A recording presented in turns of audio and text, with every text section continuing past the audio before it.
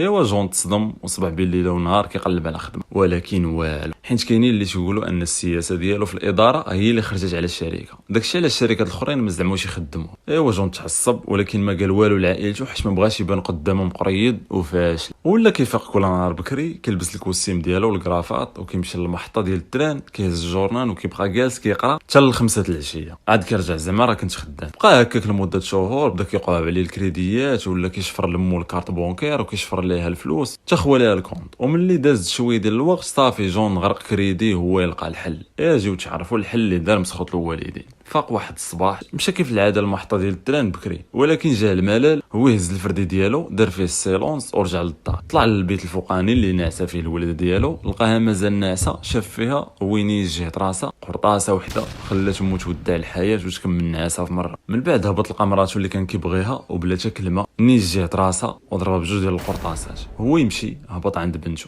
لقاها كتلعب هي وفريدريك خويا الصغير، شافوا فيه هو يهز الفردي وبقى كيتشير، وهكا قتل 4 ديال الافراد ديال الاسره ديالو، وبقى ليه ولدو جون اللي عزيز عليه بزاف. صونا ليه قال ليه باللي لعب في واحد البلاصه ماتش ديال الكره، هو يمشي لديك البلاصه تفرج في ولدو وشجعوا الماتش كامل. وملي سالا ركبوا بالطوموبيل ومشاو للدار، كيدخلوا هز الفردي وهو يبدا يشري فيه طلقات بلا حساب.